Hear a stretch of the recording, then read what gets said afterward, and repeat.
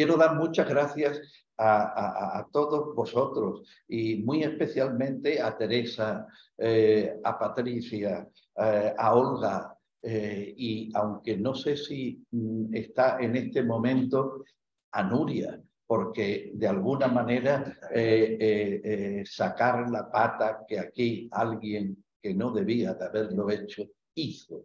En fin, creo que no tratándola todo lo adecuadamente que ella se merecía por su trabajo, por su esfuerzo y por su ilusión. Así que, Nuria, muchas gracias, de verdad. Gracias.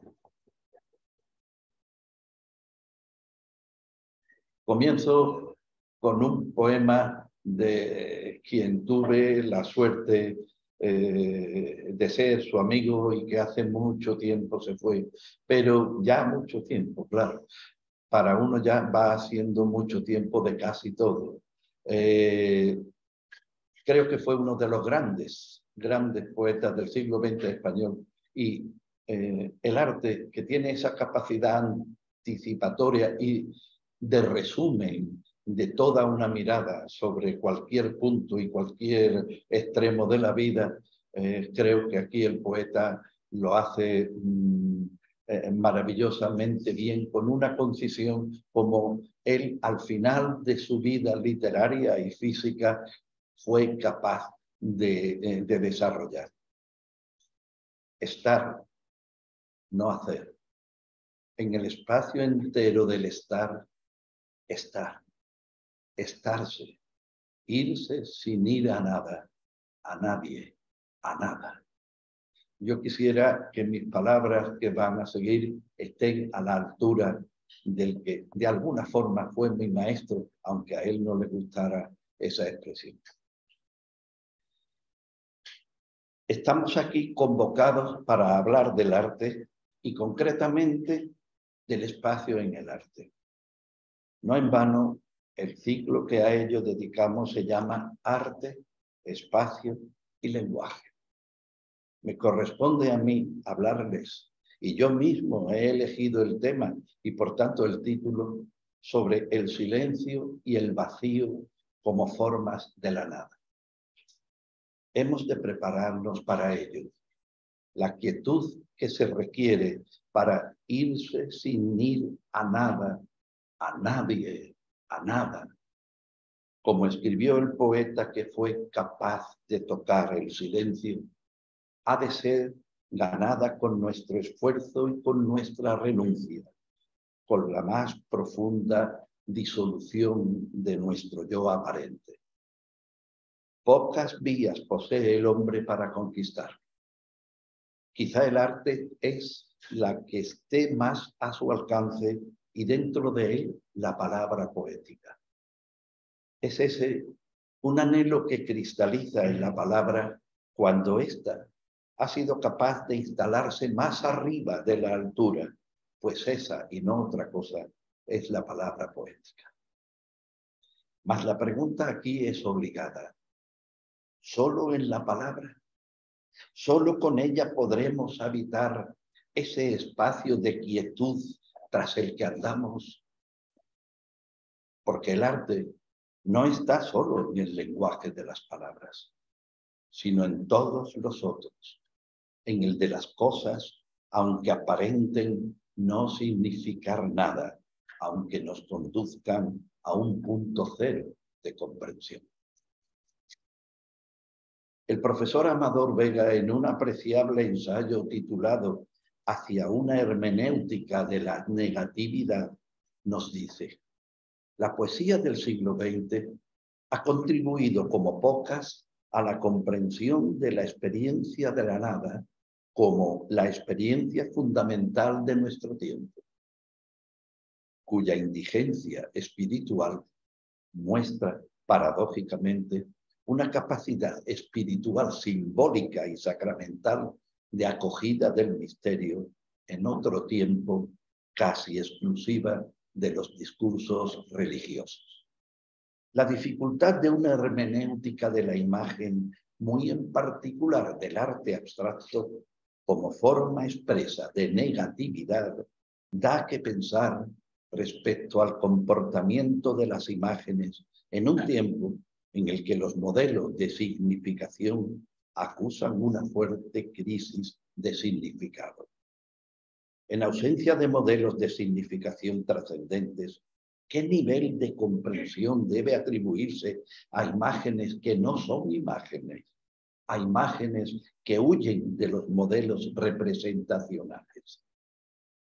¿Qué grado de significación tienen las imágenes que pretenden haberse liberado de toda narratividad?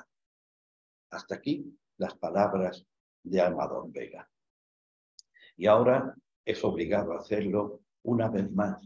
Pensemos en los espacios de Chillida, que crea entre los dedos de su mano a la que acude una y otra vez.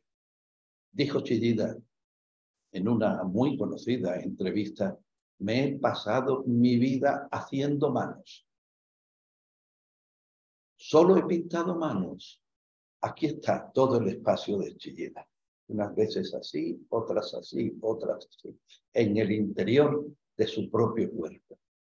A mí me gusta mucho pensar en la perspectiva de que las obras de Chillida no podemos olvidarlas en su mirar hacia el interior del espacio que con su mano creaba. Pero tampoco podemos olvidar, y ha sido menos citado aquí en este ciclo, la obra de Oteiza. Es completamente diferente. En Oteiza el espacio se obtiene por desocupación. Hay, no sé si por favor pido y perdonen el paréntesis, si hay algún momento en que no me oyen bien o en que pues me lo dicen con toda la tranquilidad. Yo no me voy a poner nervioso por eso, porque ustedes me lo dicen. La caja metafísica de Oteiza es un verdadero ejemplo de la obtención de un espacio por desocupación, por ir quitando hasta quedarse, bueno, con lo menos que se puede quedar, porque ya entonces no habría escultura, claro. Mas olvidemos la tridimensionalidad y recordemos las imágenes que nacen con el cuadrado y el círculo negro sobre fondo blanco de Malevich, o simplemente con su cuadrado blanco sobre fondo blanco. Y desde luego no podemos olvidar a alguien que fue la protomártir del arte abstracto, Hilma af Klint, que tuvimos la suerte de ver una maravillosa exposición en el Museo Picasso hace algunos años. Hilma af Klint vivió en la más absoluta, radical y total soledad.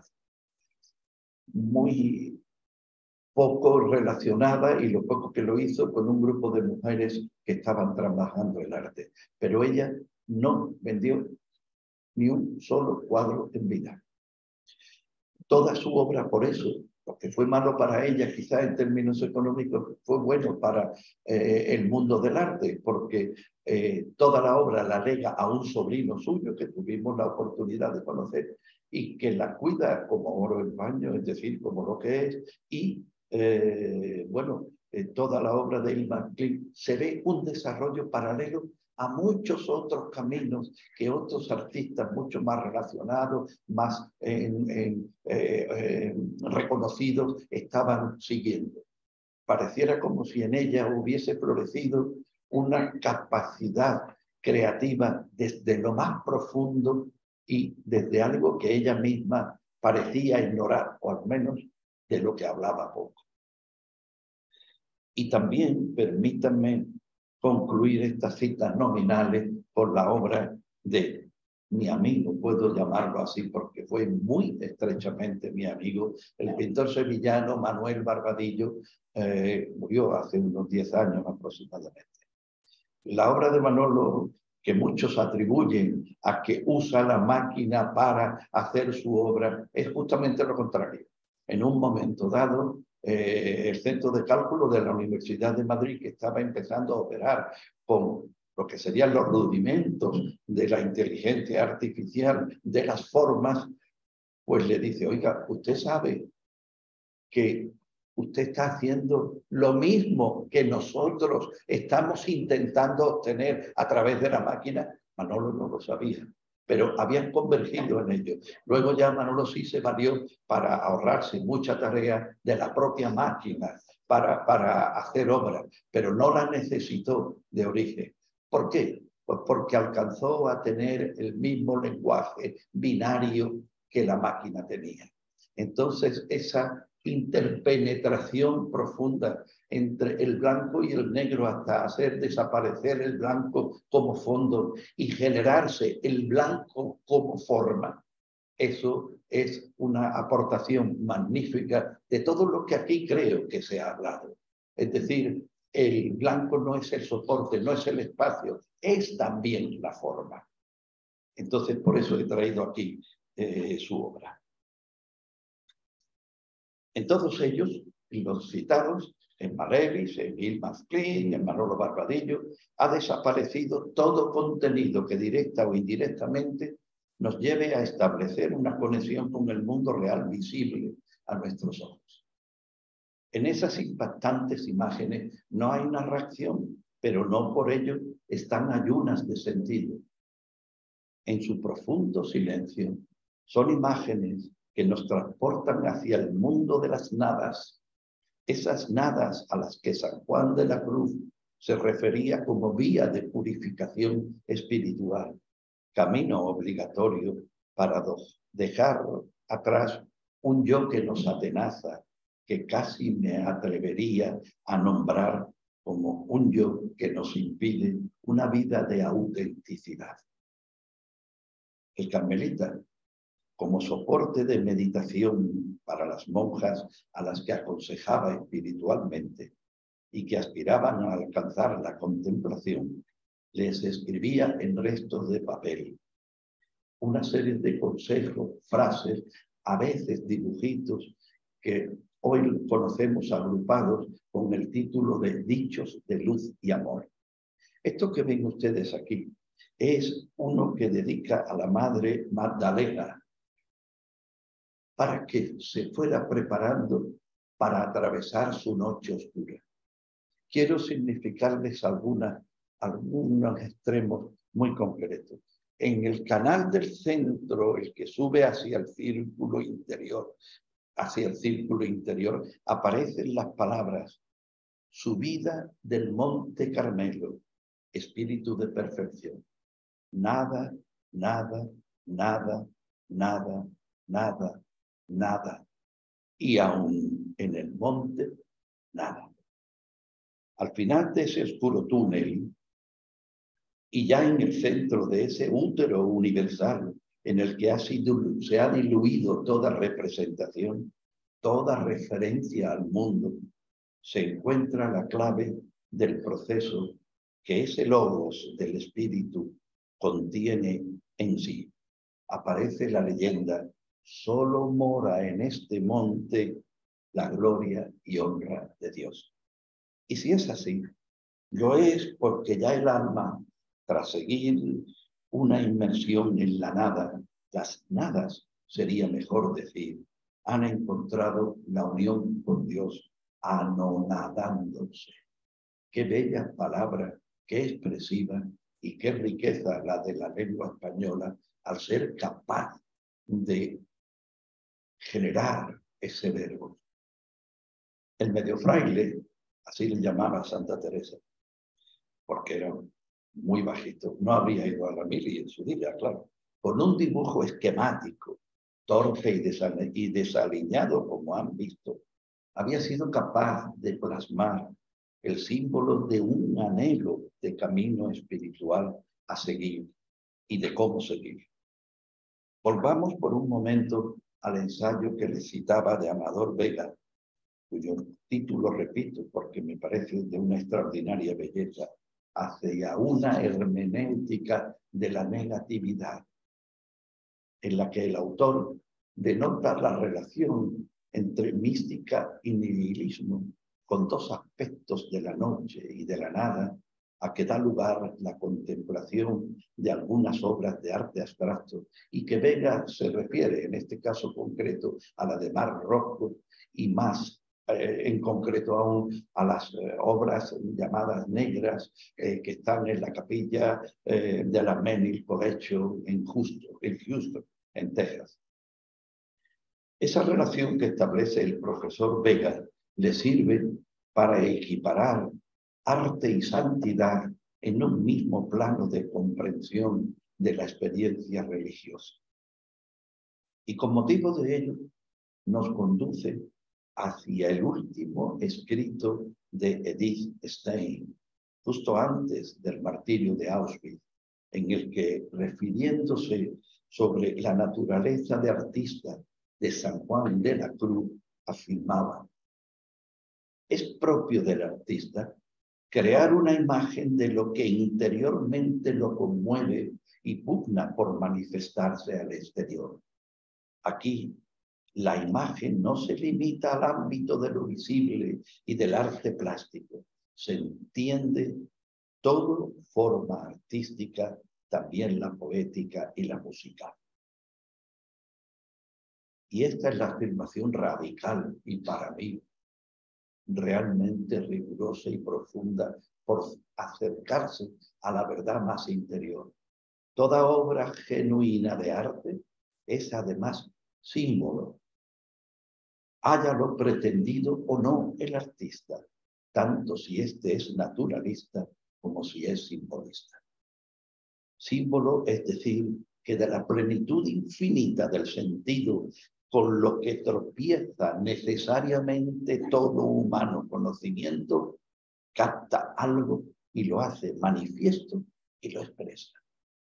Y por cierto, que tal manera que de esa misma plenitud de sentido inagotable para el conocimiento humano tiene una misteriosa resonancia.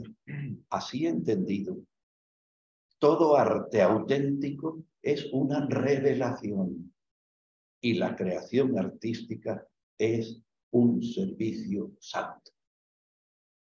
A pesar de todo, sigue siendo verdad que en toda creación artística se oculta un peligro. Y esto no solamente cuando el artista no tiene idea de la santidad de su visión. Es el peligro de que se contente con la representación externa de la imagen, como si no existieran para él otras exigencias. Esto que le voy a decir es un paréntesis que me permite. Ayer se hablaba aquí, poco menos que de la derivación casi al absurdo del arte abstracto.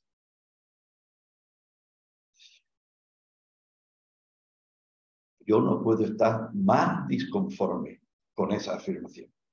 No puedo de ninguna de las maneras, y no es que denote el figurativo, el realista, sea o no, con un sentido o con otro. Es que me parece que así como el pensamiento en el arte en el siglo XX ha dado un salto de gigante que tardaremos siglos en poder asumir y digerir, así también creo que la plástica lo ha realizado. Decían que la radicalidad de la palabra mística, a la que la palabra poética está tan cercana, y de la que Gertrude Stein, he dicho Gertrude Stein, Edith Stein. No, Edith, es Edith. Eso es Edith, pero es que ahora repito Gertrude, digo, no, vale. Edith Stein. Vale. Es un buen ejemplo. Hizo decir al joven Heidegger en unas anotaciones para un curso que no se llegaron a publicar: un fenómeno como la mística tiene que ser comprendido como contramovimiento elemental. En su obra La proposición del fundamento, afirma que a la mística grande y auténtica le convienen la nitidez y la profundidad extrema del pensar. Y esa es la verdad. El maestro Eckhart da testimonio de esa verdad.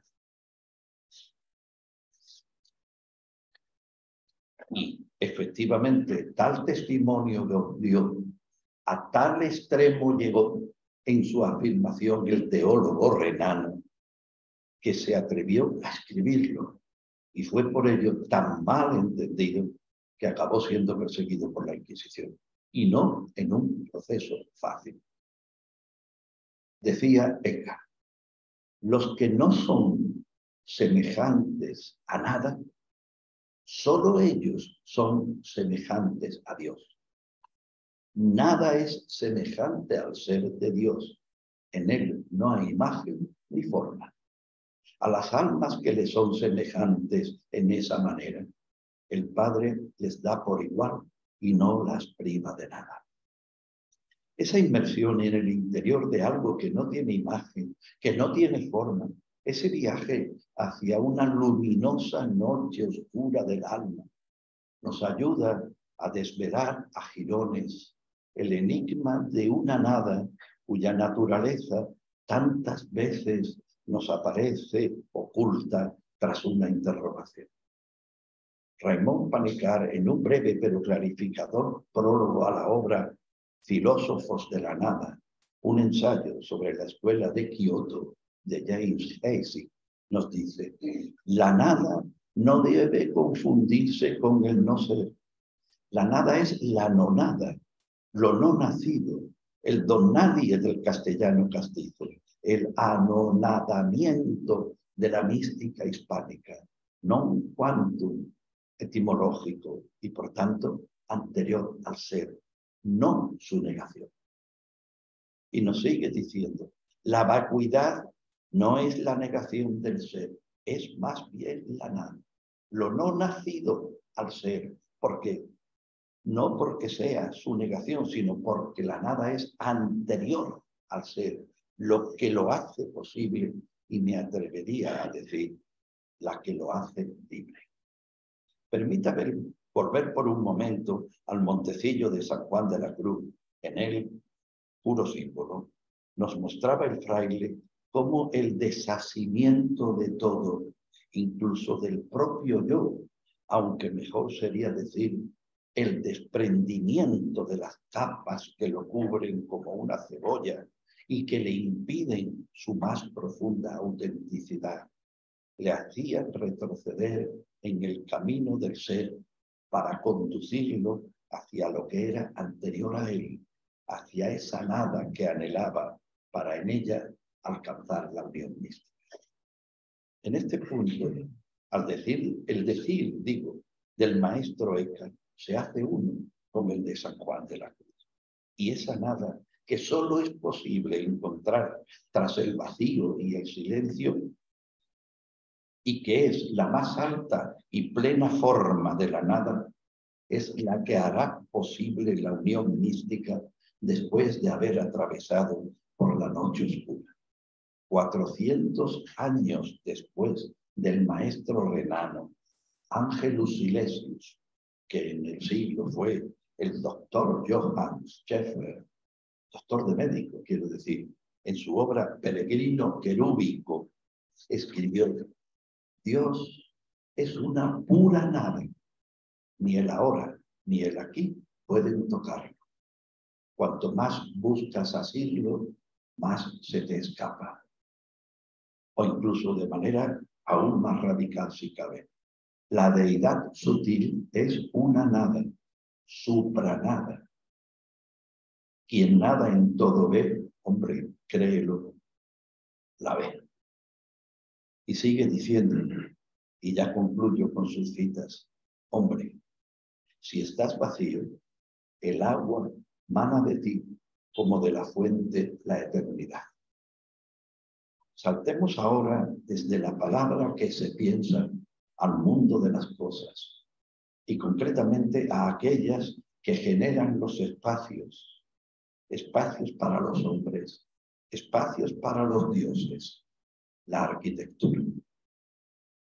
Quizá el arquitecto de ese templo aquí tan citado, que es el Panteón, tuvo en cuenta, conscientemente o no, de que solo en el más profundo vacío, en el silencio que está más allá y es anterior a la palabra no dicha, es como podía evocar a todos los dioses antes de que definitivamente huyeran de los hombres para buscar, como dijo el maestro oscuro, su lugar en el bosque, en el claro del bosque, el panteón. Nunca hubo templo más cargado de escepticismo y más justo con sus destinatarios. ¿Cómo puede celebrarse el vacío que está más allá de la nada o que la conforma y que es como una nada construida desde la fe en la arquitectura?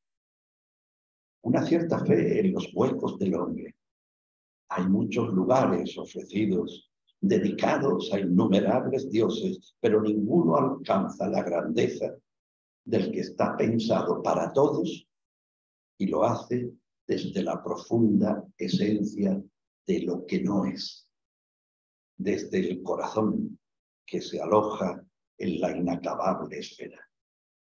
Si lo miramos bien, es un templo insólito, incomparable, increíblemente bello, construido con la delicadeza y sabiduría del que ha sido capaz de advertir que su obra acogerá a todo lo conocido y a todo lo que nunca le será dado a conocer.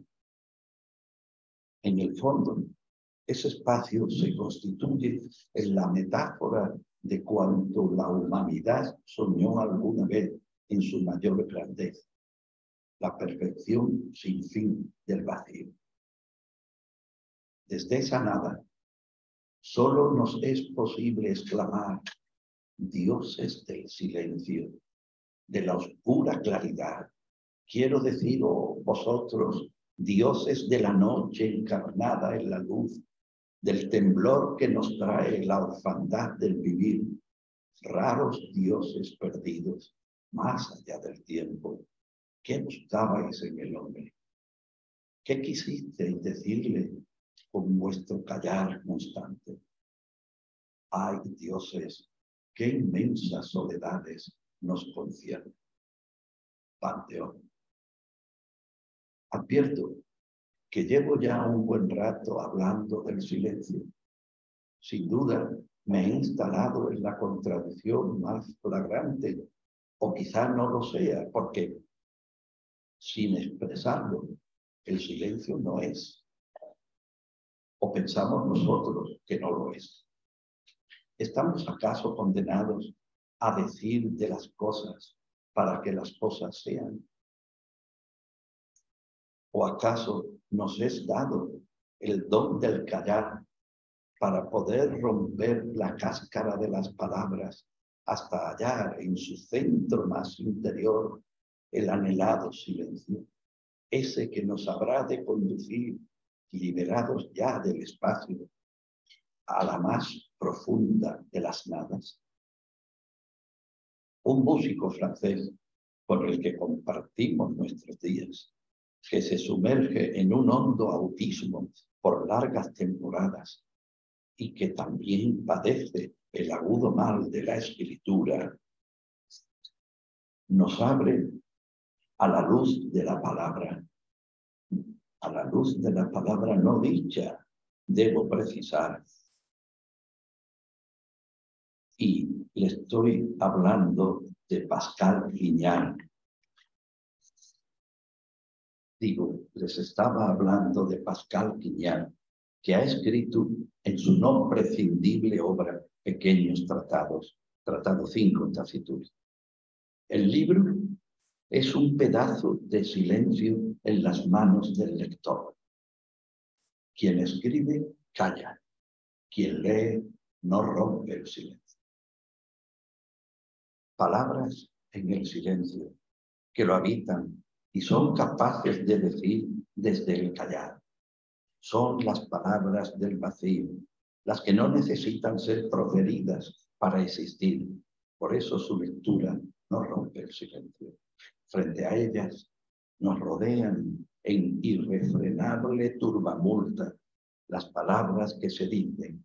Quizá mejor sería hablar de las que se lanzan unas contra otras como enemigas flechas en feroz batalla. Cierto es que así dadas a la luz, las palabras olvidado todo silencio y ocupando un espacio con su espesor y volumen, solo tienen una voluntad utilitaria. No son capaces de encaminarse a la búsqueda de una nada que no anhela, que en modo alguno desea. Surgen como contraposición a lo que puso sobre el papel nuestro músico y autor literario que acabo de citar. Quien escribe, calla. Quien lee, no rompe el silencio. Y pensemos ahora, ¿cuál es la vía para ascender a la nada, considerada como anhelo del alma, como conquista del espíritu? Acudamos por un momento a la guía espiritual de Miguel de Molinos, que en su advertencia segunda, al comienzo de su texto, distingue dentro de la oración aquella que podríamos decir meditación y la otra, la contemplación. Sobre todo esto quiero aquí hacer un pequeño paréntesis, que quien afloró al mundo de nuestra contemporaneidad a la figura de Miguel de Molinos fue José Ángel Valente, que tiene un estudio previo a su guía espiritual extraordinariamente importante, preciso, aclaratorio, como casi todos los suyos, pero en este caso, digamos, revivió a la figura de Miguel de Molinos, que por cierto murió en los calabozos vaticanos absolutamente denostado, y no solo denostado, perseguido incluso físicamente, el aparato, en fin, persecutor, digamos así. Distingue, y quiero ser breve con ello, Miguel de Molinos, cuando el entendimiento considera los misterios de nuestra santa fe con atención para conocer sus verdades, discurriendo sus particularidades y ponderando sus circunstancias para mover los afectos de la voluntad, este discurso y piadoso afecto se llama propiamente meditación. Cuando el alma conoce la verdad y tiene fijos los ojos del entendimiento en la sobredicha verdad, mirándola sencillamente con quietud, sosiego y silencio, sin tener necesidad de consideraciones ni discursos, ni otras pruebas para convencerse. Y la voluntad la está amando, admirándose y gozándose en ella. Esta se llama propiamente oración de fe, oración de quietud, recogimiento interior o contemplación. Estas tan ajustadas precisiones sobre las diferencias entre meditación y contemplación nos hacen recordar que ya en el comienzo de la guía espiritual citada, y concretamente en la nota "a quien leyere", preciosa expresión que se usaba mucho en los libros de la época y que hemos perdido en buena parte, pues decía Miguel de Molinos: la ciencia mística no es de ingenio, sino de experiencia. No es inventada, sino probada. No leída, sino recibida. Y así es segurísima y eficaz y de grande ayuda, colmado fruto. Sobre esta cuestión tiene unas palabras extraordinarias que les recomiendo, nuestra, y digo nuestra porque era malagueña, de Málaga, María Zambrana, quien, por cierto, aquí en la sala se encuentra una persona que ayudó a que, donde vivió muchos años, en el monte, vamos, las montañas del Jura, apareciese y después de una larga tarea de búsqueda y de lucha, una placa donde se conmemora que allí vivió la filósofa. Bueno, pues Quería decir, por ahora, hasta lo dicho, hemos andado dando vueltas por el mundo de las palabras alrededor de una poderosa nada conformada tan solo por el silencio y el vacío. Cuando ese asedio a lo indecible tiene fundamento en una perspectiva religiosa y concretamente mística, pareciera que partimos, y permítanme la expresión, con un plus de facilidad, puesto que el contexto simbólico en el que toda obra con pretensión mística se mueve nos dará alas para la comprensión de lo que con el lenguaje queríamos expresar. Pero ¿qué ocurrirá cuando el lenguaje que utilicemos lo sea desde un ámbito netamente profano? Porque Molinos se sirve del lenguaje sabiendo que lo que él quiere expresar, como también lo sabía San Juan de la Cruz, es inalcanzable por el lenguaje. Y aún así recurre a él con la esperanza de que llevándolo al límite, dándole un tensionado valor simbólico, puede hacerle decir lo que el lenguaje parece no poder ni querer decir. En esa paradoja habita el decir místico.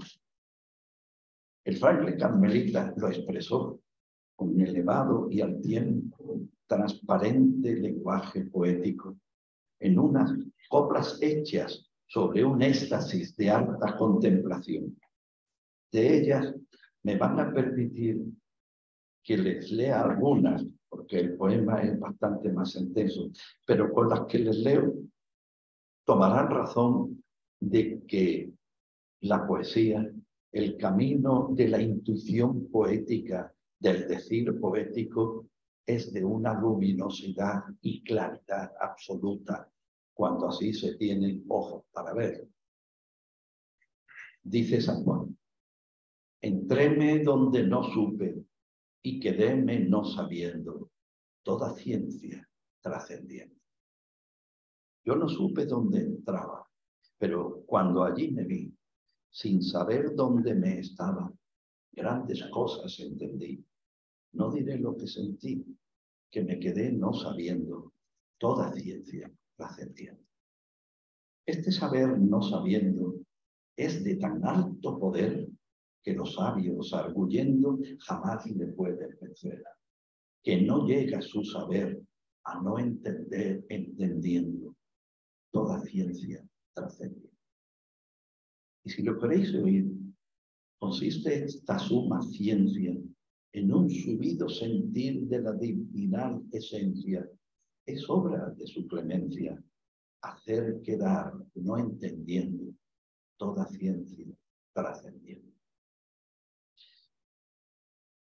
Recordemos la diferenciación que hacía Molinos al distinguir meditación y contemplación. Los versos que hemos leído lo son referidos, como su propio título indica, a un éxtasis de alta contemplación. Luego, es desde la contemplación que el fraile carmelita los escribe. Unos siglos después, el que alcanzó a ser, para mí, la más alta voz poética del siglo XX, y lo diré con su pronunciación en rumano, y luego como lo conocemos o como lo usualmente lo decimos. Paul Celan en rumano y Paul Celan como se usa vulgarmente en andaluz, digamos. Bueno, pues Paul Celan da un breve pero intensísimo y profundo discurso en Bremen en 1958 con motivo del agradecimiento de un premio que la ciudad hanseática le había concedido. Y habla entonces de las múltiples tinieblas del discurso mortífero. Repito, las múltiples tinieblas del discurso mortífero. Algo dirá después Heidegger. El ya citado Amador Vega, quien afirma que la vida y la escritura de Celan o Celan nace de una pasión de la nada, afirma: ¿en qué medida podemos decir que el poeta se abisma en la nada, sino es por la misma pasión que la nada siente por él. La nada como principio de realidad único lo acompaña. Pues digámoslo de una vez. El lenguaje nos tiende trampas y se reviste de oropeles y de significados técnicos y utilitarios que nos ocultan los espacios a que puede llevarnos. Insólitos, inconmensurables, silenciosos universos vacíos, es decir, lugares de la nada, de esa nada plena de toda posibilidad, la que precede al ser. Heidegger lo supo, como decía, y nos habló de que liberar al lenguaje de la gramática para ganar un orden esencial más originario es algo reservado al pensar y al poetizar. Es por ello que hasta aquí nos hemos valido de la palabra poética como lugar en el que desarrollar nuestro pensamiento. Eso nos ha permitido iniciar el viaje al interior de aquellas palabras a las que San Juan de la Cruz denominó palabras esenciales, y al amparo de lo dicho por Heidegger, poder transportarnos a un orden esencial más originario. Al comienzo de esta intervención nos habíamos referido a la obra plástica de tres insignes pintores. De comienzos del siglo XX, los dos primeros, el ucraniano-ruso Casimir Malevich, a la sueca Ilma Asklin y al pintor andaluz Manuel Barbadillo.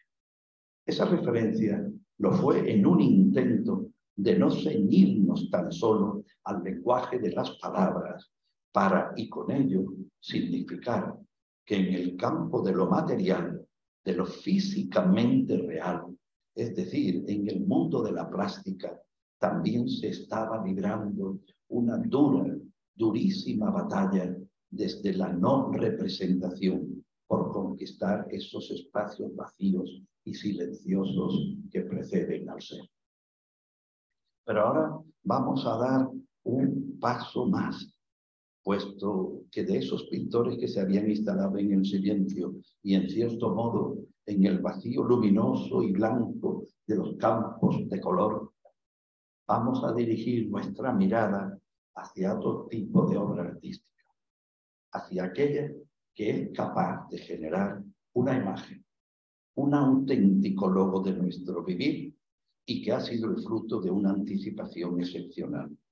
Me refiero a la obra del crítico y pintor neoyorquino Peter Haber.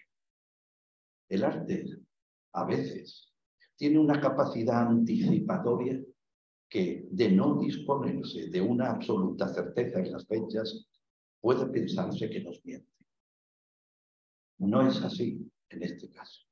No se trata, como ocurría en el Montecillo de San Juan, regalado a la Madre María Magdalena, de un modo de esquema del camino que ha de recorrer el alma para la unión mística. Ese era un dibujo, como he dicho, torpe y desaliñado, que casi se escapa del papel para convertirse en pájaro místico. Ya voy a terminar, pero esto me parece un necesario colofón. Pero la obra de Halley, en su obra, las cosas han sucedido de otro modo. Influido por la propuesta formal del panóptico de Jeremías Bentham y su fuerte carácter simbólico de dominación total e impregnado del pensamiento de Michel Foucault, Halley, desde mediados de la década de los 80, comenzó a valerse de la imagen esquemática de la prisión, a la que representa, permítanme la expresión, sobre un campo de color uniforme con 4 líneas verticales. Ese esquematismo pictórico le lleva a crear, me sobra, decía que ese esquematismo pictórico le lleva a crear una imagen absolutamente importante, y yo creo que de las de los símbolos más potentes que han conocido el siglo XX y XXI. ¿Acaso no es toparse con la nada de manera frontal e inexorable la imagen que él crea? Es capaz de resumir la absoluta soledad del hombre contemporáneo, su nada vacía y la pandemia que hemos padecido y padecemos aún nos ha revuelto a todos el vivir. Digo, ¿acaso no es toparse con la nada de manera frontal e inexorable esta obligada inmersión en el mundo virtual, este deshacimiento de nuestro soporte real en el mundo? Ya no nos tocamos, nos miramos a través de la pantalla. El erotismo real va siendo sustituido por el imaginado, olvidando los versos de San Juan en el Cántico Espiritual. Mira que la dolencia de amor que no se cura, sino con la presencia y la figura. Peter Halley llamó a su creación la célula. Ahí la tiene. Un cuadrado, un habitáculo del que salen conductos para los servicios más elementales, electricidad, internet, agua, alimentación, es decir, para todas aquellas cosas que el hombre de hoy necesita para seguir físicamente viviendo. Ese habitáculo se asienta sobre un suelo que a su vez contiene uno o varios conductos por los que se evacuan los detritus. El hombre de hoy está condenado a vivir en ese espacio cerrado. Al principio, Halley pintaba una ventana y luego ya, yo creo que profundizando aún más en su manera de representar, radicalizando su representación, quitó la ventana. Entonces, el habitáculo es oscuro, único. La vida es virtual. No hay posibilidad de conexión. Digo, ningún contacto real con el exterior.